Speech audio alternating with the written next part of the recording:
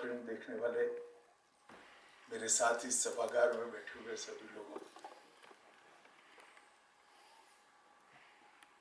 फिल्मांकन, direction, art direction और कलाकारों की एक्शन के बारे में मैं थोड़ा बाद में बात करूंगा, परंतु इस फिल्म के बारे में मैं जरूर बात करना चाहता हूं। मैं इतिहास का विद्यार्थी हूं। भारत के इतिहास को बहुत बारीकी से मैंने पढ़ा भी है, महसूस भी किया है। पृथ्वीराज रासो एक ऐसी लंबी लड़ाई का एक पड़ाव था जो लगभग 25 सितंबर 1025 से लेकर 15 अगस्त 1947 तक चली।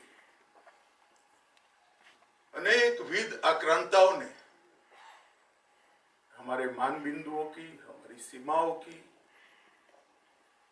हमारी संस्कृति पर आक्रमण भी किया, कई बार परास्त भी हुए,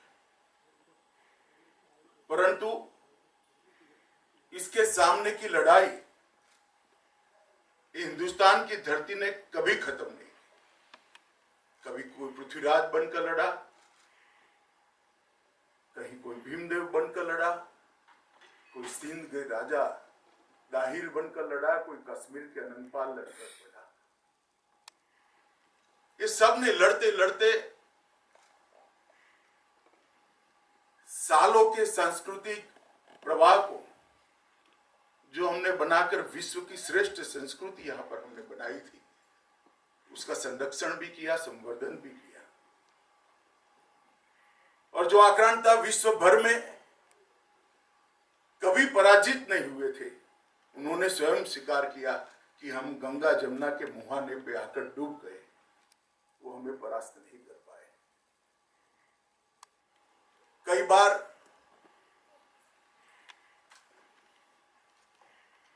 सैकड़ों इतिहास के पुस्तक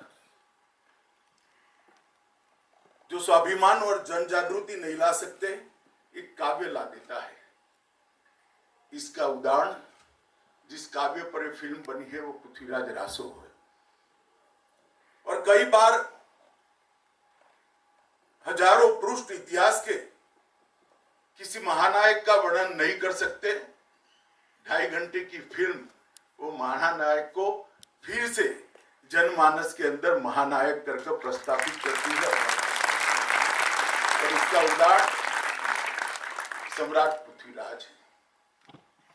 सम्राट पृथ्वीराज न केवल मातृभूमि के लिए लड़ने वाला एक योद्धा की कहानी है, सम्राट पृथ्वीराज हमारी सांस्कृतिक ऊंचाइयों का परिचायक भी है। आज जब बात करते हैं स्त्री के स्वातंत्र की, स्त्री के एम्पावरमेंट की, विमेन एम्पावरमेंट की बात करने वालों ने पृथ्वीराज जरूर देखना चाहिए। मर्यादा के चौखट के अंदर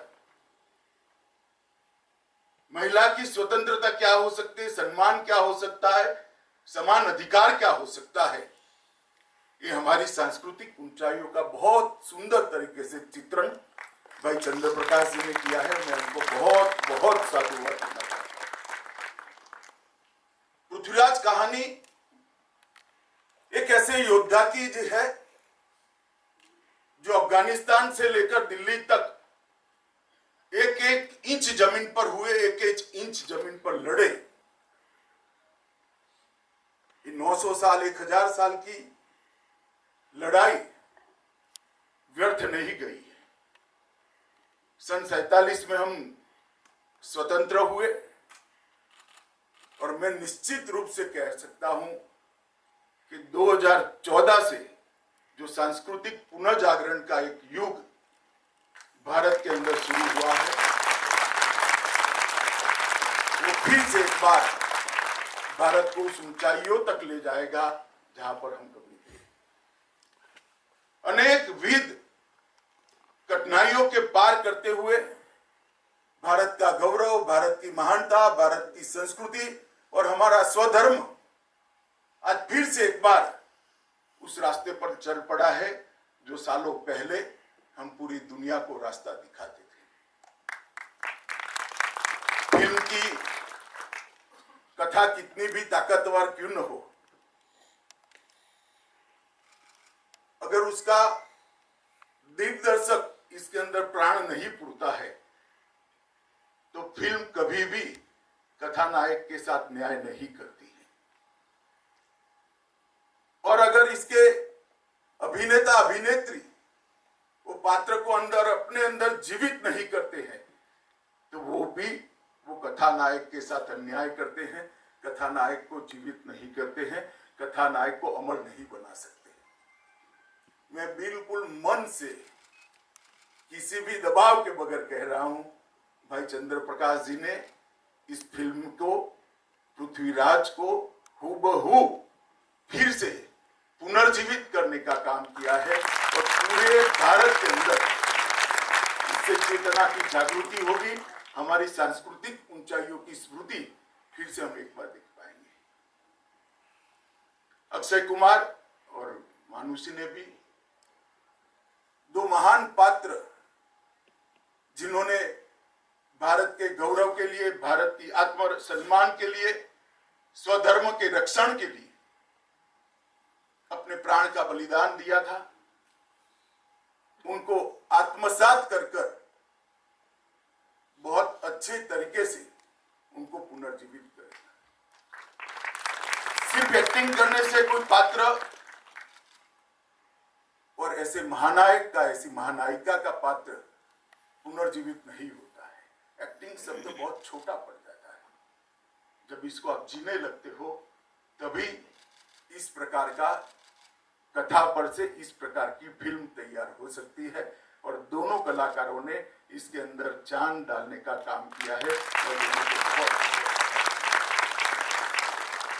मैं विशेष बधाई देना चाहूंगा। मैं पहले नाम नहीं देख पाया, थोड़ी हड़बड़ी थी और फास्ट भी चल रहे थे नाम, मगर जिन्होंने भी इस फिल्म का आर्ट डायरेक्शन किया है उनको भी मैं साधुवाद देना चाहता हूं, क्योंकि राजस्थान के और दिल्ली के राजाओं की सादगी को जो इतिहास में वर्णित है उसको बहुत अच्छे तरीके से पुनर्जीवित किया है।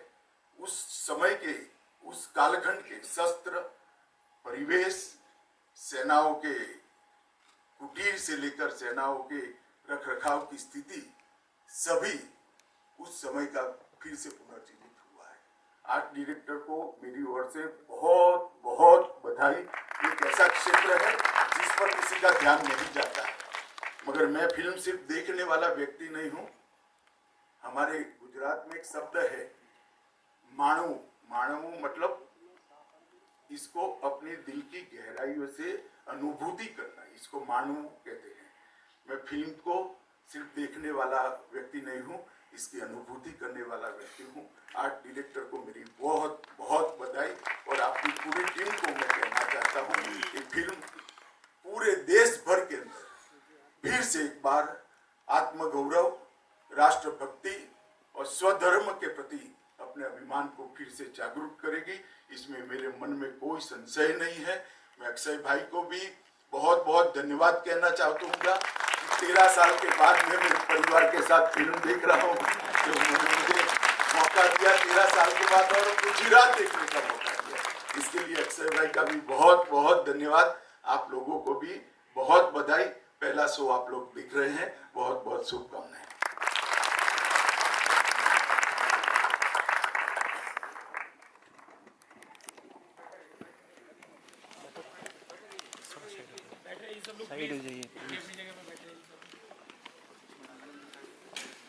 चलिए हुकुम।